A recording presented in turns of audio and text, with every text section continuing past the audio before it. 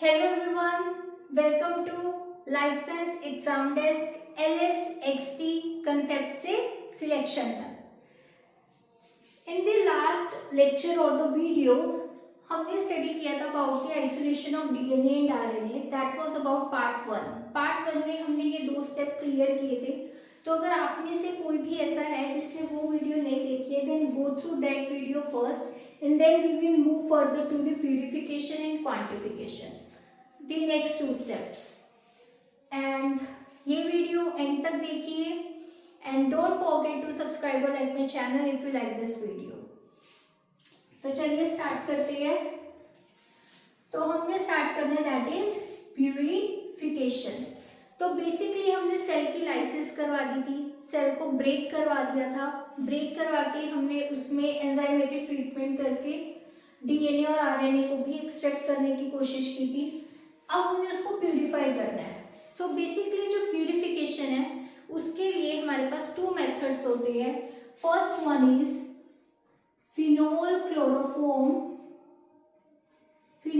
Chloroform extraction method and second one जो हमारे पास होता है that is alcohol precipitation.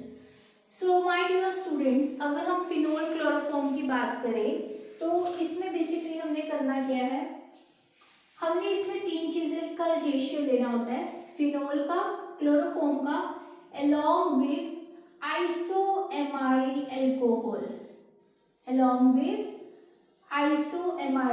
alcohol। और इनका रेशियो क्या रहेगा? रेशियो इनका रहेगा phenol 25, chloroform 24 and isoamyl alcohol is equals to 1। So that is the ratio, that 25 ratio 24 ratio 1। तो बेसिकली अगर हम बात करते हैं कि इनके फंक्शन क्या होंगे, तो अगर मैं फिनोल के फंक्शन की बात करूं तो ये क्या करता है, ये प्रोटीन को डीनेचर करता है। फिनोल का क्या फंक्शन है, ध्यान से सुनिए, that it denature the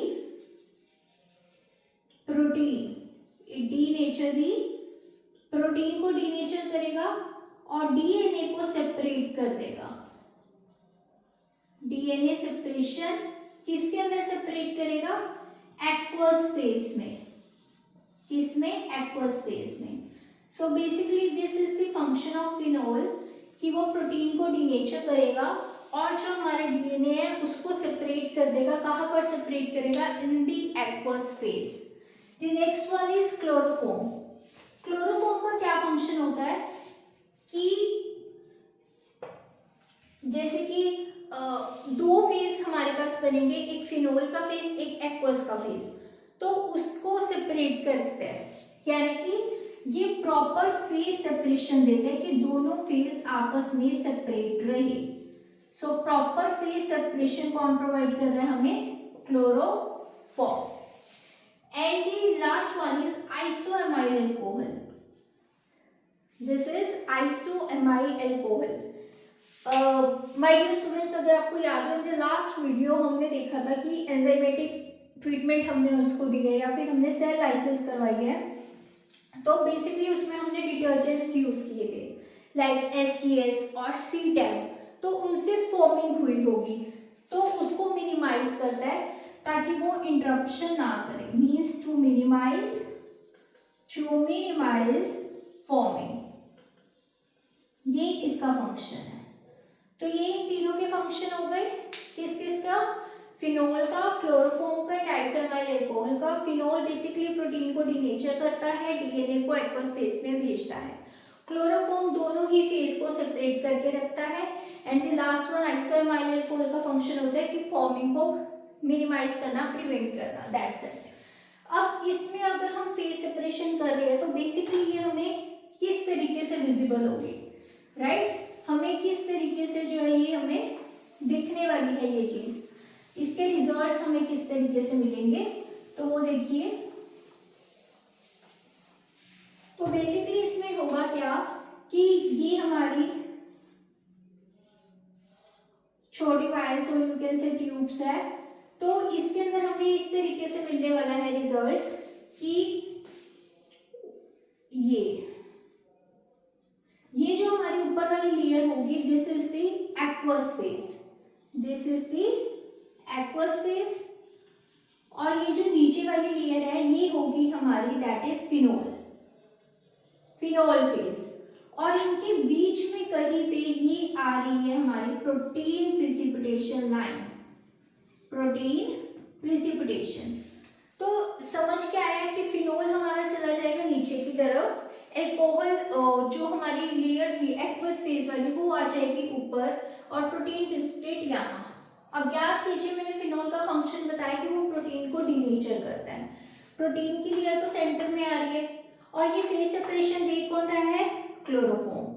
phenol क्या करता है, डीएनए को कौन से फेज में लेके आता है, एक्वस फेज में। तो यानी कि हमारे एक्वस फेज में हमारे पास क्या है, यहाँ पे डीएनए है। सो डीएनए हमारे पास कौन से फेज में है, एक्वस फेज में। अब क्वेश्चन इज कि फिनोल नीचे क्यों आए, फिनोल की लेयर, क्योंकि फिनोल इज नॉन पोलर, तो ऑफ कोर्स वो नीचे आएगी। प्लस जो फिनोल है हमारी उसकी जो डेंसिटी है वो भी वाटर से ज्यादा होती है, जिसकी डेंसिटी ज्यादा वो नीचे की तरफ। सो फिनोल नीचे की तरफ, डीएनए हमारा एक्वस फेज में आ जाएगा और प्रोटीन की लेयर उसको सेपरेट करेगी, दैट्स इट। अब द क्वेश्चन इज क्या इससे हमें डीएनए मिल जाएगा, हाँ जी। अब हम क्या करेंगे, इस स्टेप को 2 से 3 टाइम्स हम रिपीट करते हैं।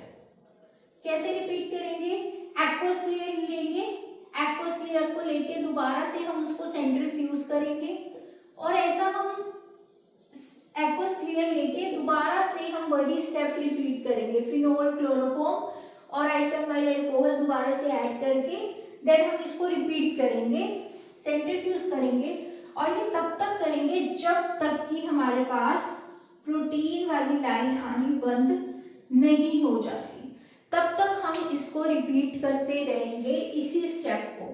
जो एक्वस लेयर आई है उसको दोबारा से दूसरी फ्रेश ट्यूब में लेंगे, देन हम उसके अंदर दोबारा से यही ऐड करेंगे, यही रिएजेंट्स फिनोल, क्लोरोफॉर्म वाले, and we repeat it 2 to 3 times, ताकि जो है प्रोटीन की लेयर हमारे पास एंड में ना आए, दैट्स इट। तो ये है phenol chloroform method for the DNA. अब हमारा टॉपिक है DNA and RNA. So what about RNA? RNA के लिए हमें बस एक छोटा सा चेंज करना होता है, एंड दैट इज कि आरएनए में हम जो फिनोल लेने वाले हैं वो हम सिंपल फिनोल नहीं लेने वाले, वो हम लेने वाले हैं एसिडिक फिनोल। कौन सी phenol? Acidic phenol. Remember this point, very very important, कि हम जो फिनोल लेने वाले हैं वो लेने वाले हैं acidic phenol in the case of RNA.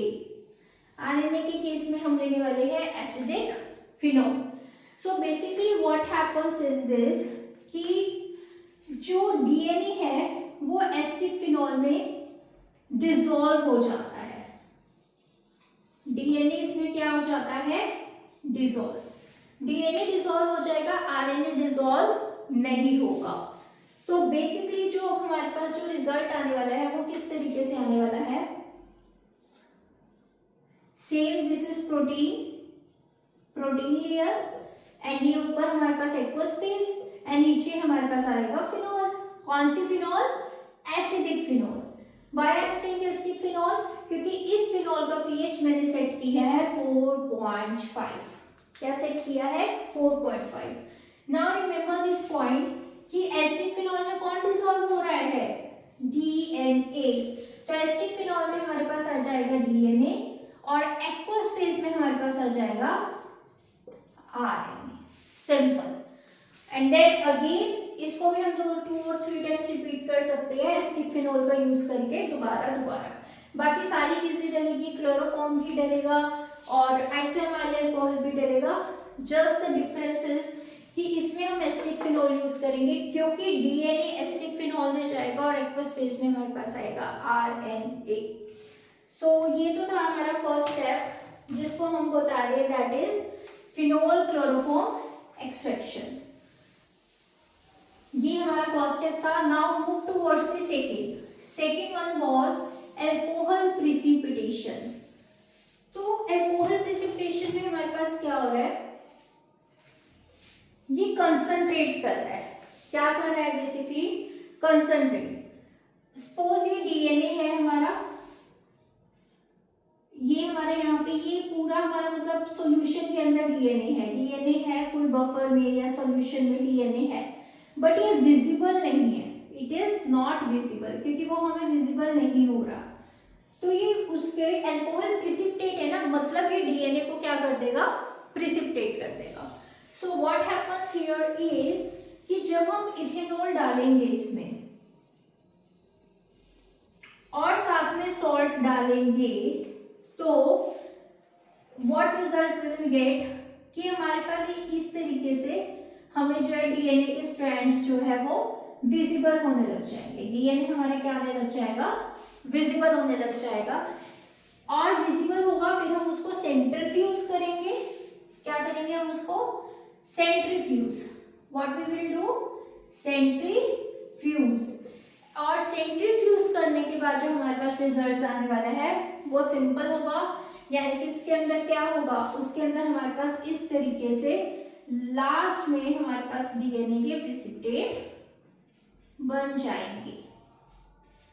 Simple, that's it. तो हुआ क्या कि हमने अल्कोहल प्रिसिपिटेट के लिए हमने डीएनए था वो हमारे सॉल्यूशन में था, बट वो हमें विजिबल नहीं था, तो हमने उसके अंदर इथेनॉल और सॉल्ट डाला, उसको विजिबल करवाया।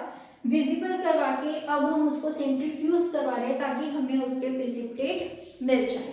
अगेन हम ये स्टेप रिपीट करते रहेंगे जब तक कि हमें एक्चुअल जो है उसके प्रिसिपिटेट जो है हमें और नहीं मिल जाते, तब तक हम इसको रिपीट करते रहेंगे।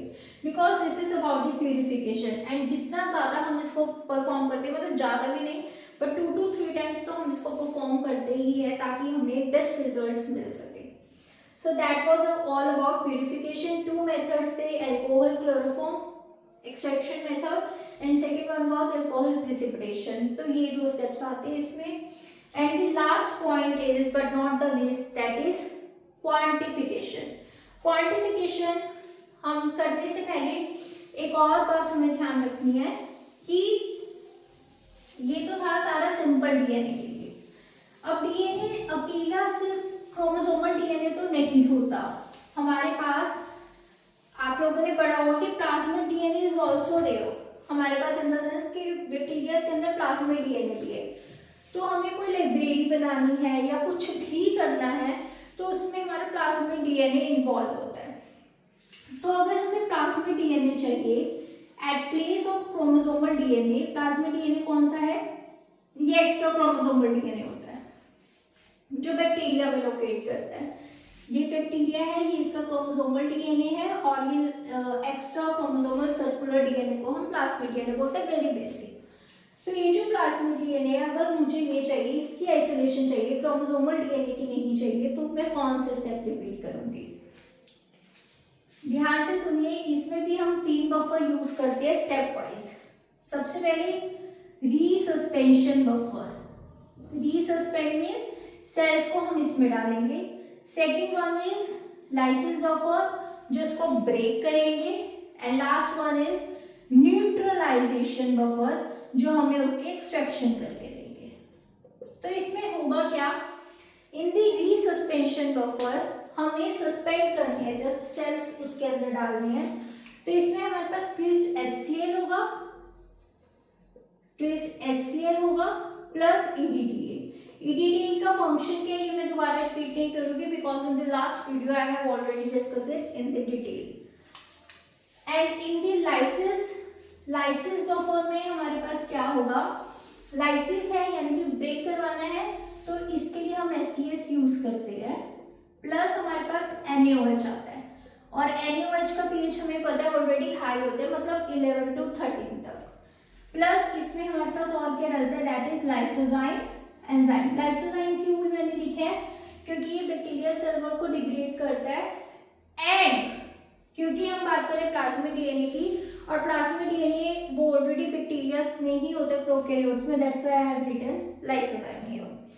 तो एक्चुअली में हो क्या है स्टूडेंट्स कि ये जो EDTA वगैरह का अगर आपको फंक्शन देखना है EDTA का, STS का, so you can refer my last video of the part 1 of the same topic, that is isolation of DNA और RNA। अब न्यूट्रलाइजेशन बफर में क्या होगा, देखो जो पीएच यहाँ पर बढ़ गया था, क्योंकि हमने ये लाइन वाइज डाला, पहले रिसस्पेंशन में, फिर लाइसिस में, फिर न्यूट्रलाइजेशन में, तो जो पीएच NaOH की वजह से बढ़ चुका था, अब हमने न्यूट्रलाइज कर देना, उसको नॉर्मल ले आना है। और इसमें हम ऐड क्या करें, इसमें हम ऐड कर रहे हैं पोटेशियम एसीटेट, पोटेशियम एसीटेट और सोडियम एसीटेट,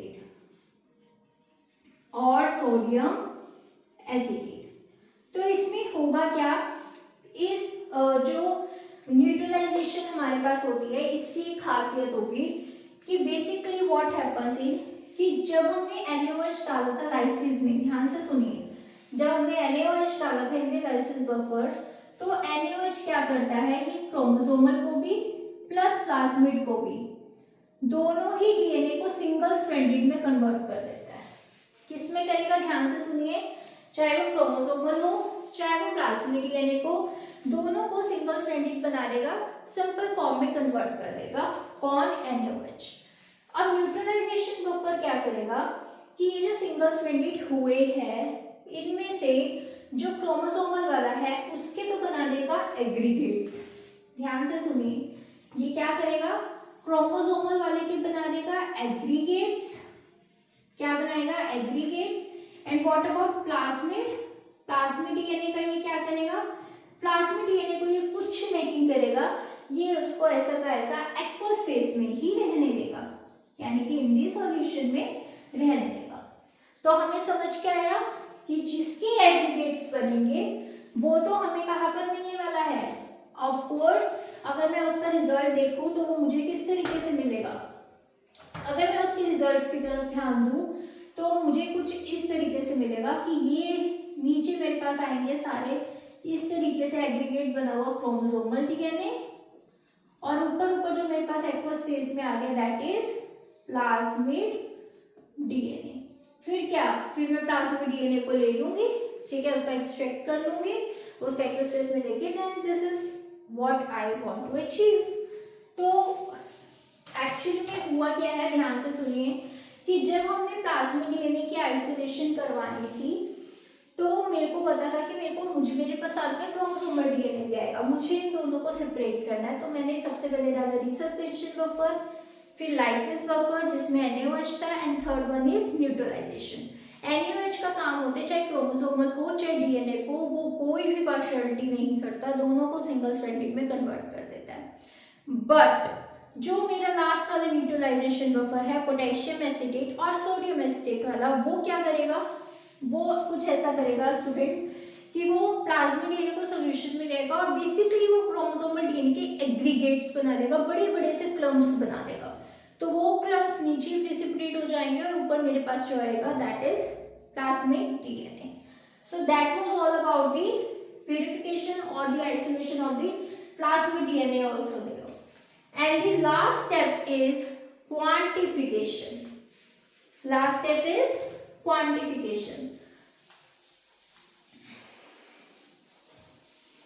So basically जब हम quantification की बात करते हैं तो उसमें हम ये देखते हैं कि जो हमारे पास DNA और RNA हमारे पास आया है, क्या वो प्यूरिफाइड है, क्या वो उनकी क्वांटिटी सही आ रही है या क्या उनकी क्वांटिटी है, तो ये सारा हम चेक कर लेंगे क्वांटिफिकेशन। अब क्वांटिफिकेशन करने के लिए हम क्या करते हैं, हम यूज करते हैं यूवी विज स्पेक्ट्रोफोटोमीटर। ये कैसे काम करता है, इसका प्रिंसिपल क्या है, दिस इज डिफरेंट डोमेन, ये टेक्निक्स के अंदर स्टडी होता है। सो बेसिकली यानी कि हम इसमें मेजर करने वाले हैं एब्जॉर्बेंस। क्या मेजर करने वाले हैं हम इसमें, एब्जॉर्बेंस लेने वाले हैं, कितने नैनोमीटर पे, आइडियल होती है for the DNA is 260 nanometre. Okay, absorbance को मेजर करेंगे एट द 260 नैनोमीटर। तो बेसिकली ऐसा माना जाता है कि absorbance is directly proportional to the concentration, कि जितनी कंसंट्रेशन होगी उस हिसाब से हमें एब्जॉर्बेंस मिलेगी। अब क्या, अब हमारे पास एक सीक्वेंस आता है, ये बहुत जनरल है and this is very very important for the exam points of view, क्योंकि कई क्वेश्चंस यहीं पे ही उलझा के रखते हैं। कौन सा पॉइंट, वो ये कि एक हमारे पास है फ्री न्यूक्लियोटाइड, फिर हमारे पास आता है सिंगल स्ट्रैंडेड डीएनए, फिर आता है सिंगल स्ट्रैंडेड आरएनए, उसके बाद आता है डबल स्ट्रैंडेड डीएनए और लास्ट में हमारे पास आता है डबल स्ट्रैंडेड आरएनए। तो किसकी एब्जॉर्बेंस ज्यादा आएगी? फ्री न्यूक्लियोटाइड की, देन ये दिस। क्यों? वेरी वेरी इंपॉर्टेंट पॉइंट, ध्यान से सुनिए। क्योंकि जो एब्जॉर्बेंस हो रही है यूवी की वो मेनली एब्जॉर्ब करता है थायमिन को, और ये बहुत बेसिक कंसेप्ट है कि यूवी की जो रेडिएशंस है होता है ना कि किसी के लिए हमारे कंपेटिबिलिटी ज्यादा होती है, तो अगर उसे थायमिन मिलता है तो वो थायमिन को एब्जॉर्ब करता है मैक्सिमम एट द 260 नैनोमीटर। किसको? थायमिन को। एंड थायमिन क्या है? बेस है। तो अगर फ्री न्यूक्लियोटाइड होगा तो उसमें थायमिन एक्सपोज होगा, थायमिन अलग से ही पड़ा होगा कहीं पे, तो वो ज्यादा एब्जॉर्बेंस शो करेगा, इसलिए इसकी एब्जॉर्बेंस सबसे ज्यादा आती है। डबल स्ट्रैंडेड में क्या होता है? डबल स्ट्रैंडेड का स्ट्रक्चर कुछ इस तरीके से होता है। तो इसमें अगर आपको याद है डीएनए का स्ट्रक्चर, तो उसमें क्या होता है डीएनए के स्ट्रक्चर में कि बाहर होती है शुगर फॉस्फेट की बैकबोन और अंदर की तरफ फेस किए होते हैं बेसिस ने। इस वजह से इसकी तो सबसे कम हो गई डबल स्ट्रैंडेड डीएनए की, और इससे ज्यादा होगी सिंगल स्ट्रैंडेड, क्योंकि सिंगल स्ट्रैंडेड है यानी कि एक साइड तो एक्सपोज है तो थायमिन दिख रहा होगा। फ्री न्यूक्लियोटाइड की सबसे ज्यादा, फिर सिंगल स्ट्रैंडेड डीएनए की। अब आरएनए डीएनए की बात क्यों? क्योंकि आरएनए में थायमिन की जगह क्या आ रहा है हमारे पास? यूरेसिल, एंड यूरेसिल होने की वजह से एब्जॉर्बेंस ज्यादा थायमिन की होती है, इसलिए डीएनए की एब्जॉर्बेंस साइमल्टेनियसली ज्यादा as compared to RNA. Same with the double stranded DNA. तो बेसिकली अगर ये कोई सीक्वेंस पूछा जाता है कि हमारे पास डबल स्ट्रैंडेड डीएनए है, सिंगल स्ट्रैंडेड डीएनए है, फ्री न्यूक्लियोटाइड है, तो उसमें एब्जॉर्बेंस किसकी कितनी होगी, तो बस ये याद कर लीजिए, that's it, this is the basic. अब हम बात करते हैं इनकी एब्जॉर्बेंस की, कि ये बेसिकली अगर मैं इसका ग्राफ बनाना चाहूँ तो मेरे पास किस तरीके का ग्राफ यहाँ पे बनेगा? ध्यान से सुनिए, ये ग्राफ, ये है मेरे पास एब्जॉर्बेंस। एब्जॉर्बेंस में ले रही हूँ वाई एक्सिस पे, एक्स एक्सिस पे मैं यहाँ पर ले रही हूँ temperature. Free nucleotide already free है, चाहे आप जितना मर्जी हीट कर लो, जो मर्जी कर लो, वो बेसिस वैसे के वैसे ही रहेंगे। तो यानी कि फ्री न्यूक्लियोटाइड की एब्जॉर्बेंस मेरी सेम ही आने वाली है। This one is. Second is कि डीएनए की अगर मैं बात करती हूँ डबल स्ट्रैंडेड डीएनए की, तो वो कैसे होता है कि वो पहले ऐसे, यानी कि फिर वो धीरे धीरे बच्चे डीनेचर होने शुरू हुआ, and then this, so this is about double stranded. अब सिंगल स्ट्रैंडेड का क्या है? सिंगल स्ट्रैंडेड इस तरीके से हमें ग्राफ प्रोवाइड करेगा, यानी कि यहाँ से शुरू होगी और फिर एक टाइम पे जाके फ्री न्यूक्लियोटाइड जितनी उसकी हो जाएगी, जैसे जैसे टेम्परेचर बढ़ाएंगे वो अलग होते चले जाएंगे। सो बेसिकली ये हमारे पास बनेगा इस टाइप का ग्राफ एब्जॉर्बेंस एंड टेम्परेचर के बीच में। एंड देन अब हम चलते हैं इनके इंपॉर्टेंट पॉइंट पे, वो ये कि अगर एब्जॉर्बेंस 1 है, अगर हमें कंसंट्रेशन पता लगानी है, क्वांटिफिकेशन मींस कंसंट्रेशन बेसिकली, तो अगर हमें कंसंट्रेशन पता लगानी है तो हम कैसे लगाएंगे? ये कहते हैं अगर एब्जॉर्बेंस 1 आती है, स्टैंडर्ड है ये, अगर एब्जॉर्बेंस 1 है इट मींस कि सॉल्यूशन में डबल स्ट्रैंडेड डीएनए कितना होगा, that is 50 microgram per ml। अगर हमारे पास आरएनए है, कौन सा? Single stranded, then it will be 40 microgram per ml। और अगर हमारे पास सिंगल स्ट्रैंडेड डीएनए है then it is 33 microgram per ml। यानी कि अगर एब्जॉर्बेंस 1 है इट मींस कि पर ml हमारे डबल स्ट्रैंडेड डीएनए 50 है, सिंगल स्ट्रैंडेड आरएनए 40 है, सिंगल स्ट्रैंडेड डीएनए 33 है। अब इसकी कैलकुलेशन कैसे है? अगर इन्होंने बोला कि सपोज एब्जॉर्बेंस 0.5 है तो कंसंट्रेशन बताओ of the double stranded DNA, तो हमने कुछ नहीं करना, हमने सिंपल लिखना 0.5 को हम किससे मल्टीप्लाई कर देंगे? 50 से, तो हमारे पास जो है कंसंट्रेशन आ जाएंगे। सिंपल, वेरी सिंपल, कि जितने हमें एब्जॉर्बेंस गिवन है उसको हम मल्टीप्लाई कर देते हैं जो हमारे पास कंसंट्रेशन गिवन है, और फिर हम बता देते हैं अमाउंट जो हमारे पास स्टैंडर्ड कंसंट्रेशन गिवन है उससे मल्टीप्लाई कर देंगे। इजी। अब आ रहा है कि अगर हमें इम्प्यूरिटीज चेक करनी है, and this is the last point, तो इसको ध्यान से सुनिए कि अगर हमें इम्प्यूरिटीज चेक करनी है कि जो हमने सैंपल लिया है वो एक्चुअल में प्यूरिफाई तो है, तो हम कैसे करते होते हैं। आइडियल एब्जॉर्बेंस क्या थी हमारी 260 नैनोमीटर, राइट। अब इम्प्यूरिटीज किसकी हो सकती है, डीएनए की भी हो डीएनए में किसकी इम्प्यूरिटीज हो सकती है, सॉरी डीएनए में हमारे पास इम्प्यूरिटीज हो सकती है आरएनए की या फिर प्रोटीन की, फर्स्ट। सेकेंड वन इज हमारे पास इम्प्यूरिटीज हो सकती है ऑर्गेनिक कंपाउंड्स की, जैसे कि फिनोल, क्योंकि हमने फिनोल यूज किया है तो क्या पता फिनोल रह गया हो, या फिर हमारे पास कोई सोल्ट्स की, सोल्ट्स यानी कि guanidium salts. In the last lecture I have discussed its role, तो ग्वेनिडियम सोल्ट्स भी हो सकती हैं। तो यानी कि हमने इम्प्यूरिटीज चेक करनी है। तो इम्प्यूरिटीज चेक करने के लिए हम एब्जॉर्बेंस किस में मेजर करते हैं, वेरी वेरी इंपॉर्टेंट पॉइंट। अगर हमने आरएनए और प्रोटीन की देखनी है तो हम एब्जॉर्बेंस लेते हैं 260/280, यानी कि 280 पर भी लेंगे और फिर उनका रेशियो देखेंगे। एंड अगर हमने ऑर्गेनिक कंपाउंड्स की देखनी है तो हम लेते हैं 260/230, 260/230 पे। अब एब्जॉर्बेंस ले लेंगे तो पता कैसे चलेगा, तो ये बहुत ध्यान से सुनिए कि इसमें होगा क्या। I am again repeating that if you like my video then please don't forget to subscribe my channel and share it more and more, and if you have any doubt, अगर आपको कोई भी डाउट है then you can ask in a comment box, and video कैसी लगी you can also tell me in the comment. So basically my dear students, अब हम back to the topic कि हम क्या करिए, एब्जॉर्बेंस ले रहे 260 पे और ले रहे 280 पे। तो अगर हमारे पास होगा हमारा प्योर डीएनए, यानी कि कोई भी इम्प्यूरिटीज नहीं है इस केस में, तो हमारा जो रेशियो होगा वो होगा 1.5 से 1.8 तक का। और अगर हमारे पास प्योर डीएनए है, आरएनए है, मतलब प्योर आरएनए है, डीएनए है ही नहीं है, तो वो होगा 2, उसकी एब्जॉर्बेंस क्या आएगी 2, वो जो रेशियो होगा। एंड अगर डीएनए विद प्रोटीन है, डीएनए में क्या है प्रोटीन है, तो ये हमारा जाएगा 1.5 से लेस देन, यानी कि एब्जॉर्बेंस आएगी लेस देन जो इसकी लोअर लिमिट है 1.5। एंड इफ आरएनए, अगर डीएनए के साथ आरएनए मिक्स है तो मेरी एब्जॉर्बेंस आती है वहां पे 1.8 से लेके 2 तक की।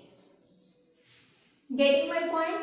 इसको इस तरीके से हम याद करते हैं कि हम इनके एब्जॉर्बेंस दोनों पर लेंगे, 260 पे भी 280 पे भी। सपोज कैसे, सपोज ये मेरे पास कोई सॉल्यूशन है, मैंने इसके एब्जॉर्बेंस ली पहले 260 से, 260 पे ली तो मेरे पास इसका आंसर आ गया, दैट इज लेट कर लो 1.2। फिर मैंने सेम की ली 280 पे, और इस टाइम मेरे पास सॉल्यूशन जो आई है एब्जॉर्बेंस वो आई है 0.8। अब मैं इनका रेशियो देखूंगी 1.2 डिवाइडेड बाय 0.8, तो मैं वो कैसे निकालूंगी, आप इसको कट ऑफ करेंगे तो आपके पास आ जाएगा 0.3, 0.2 एंड 3/2 इज इक्वल्स टू 1.5। तो एब्जॉर्बेंस कितनी आ गई है 1.5। 1.5 देखो आप कहाँ पर आ रहा है 1.5, दिस एग्जैक्टली 1.5 है। इट मीन्स आपका डीएनए क्या है प्योर है, उसमें कोई भी आरएनए या प्रोटीन की इम्प्यूरिटीज नहीं है। वही अगर ये रेशियो आता ग्रेटर देन और 1.8 और 2 के बीच में, तो इट मीन्स वहां पे आरएनए कंटैमिनेशन है।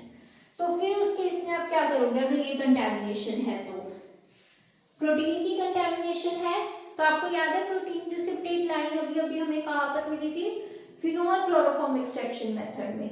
तो हम वो स्टेप दोबारा रिपीट करते हैं, कौन सा, अगर प्रोटीन की प्यूरिफिकेशन है तो हम फिनोल क्लोरोफॉर्म एक्सट्रैक्शन मेथड दोबारा यूज करेंगे। अगर आरएनए की कंटामिनेशन है तो सिंपल आरएनएस एंजाइम डाल दो सॉल्यूशन में, आरएनए डिग्रेड हो जाएगा and what we get is pure DNA. फिर अगेन हम उसके एब्जॉर्बेंस लेके देख लेंगे कि क्या सही आ रही है, दैट्स इट। तो बेसिकली जनरली हम अगर हमें देखनी होती है एब्जॉर्बेंस तो हम 260 पे देखते हैं, पर अगर हमें उनका देखना है कि कोई इम्प्योरिटीज तो नहीं है ऑफ द आरएनए और द प्रोटीन तो हम 260/280 पे देखते हैं। Now the next one and the last one topic is कि अगर ऑर्गेनिक कंपाउंड की है तो उसकी हम किस पे लेंगे, 260/230 पर हम उसके एब्जॉर्बेंस देखेंगे।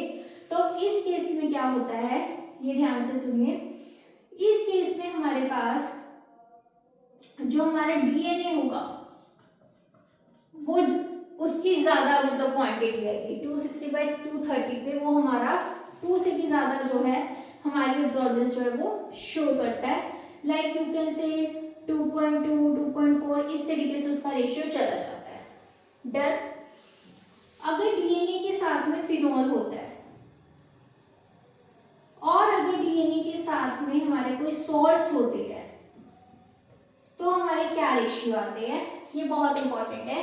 तो बस हमने ये ध्यान रखना है कि अगर आरएनए और प्रोटीन है तो 260/280 और अगर ऑर्गेनिक कंपाउंड्स है या कोई सॉल्ट्स है तो हमारे पास होती है दैट इज 260/230 की। तो बेसिकली इसमें होगा क्या, इसमें हमारे पास आएगी 1.5 in the case of salts के केस में हमारे पास रेशियो आती है दैट इज 1.5, 260/230 की 1.5 और डीएनए की 2.2 से 2.4 के बीच में हम लेके चलते हैं। एंड फिनोल की अगर मैं देखूं दैट इज सोल्ट्स है तो 1.5 एंड फिनोल की आप रेशियो आप एज्यूम कर लो इन दी लेट मतलब कि 2 के अराउंड आपको मिल जाएंगे, दैट्स इट।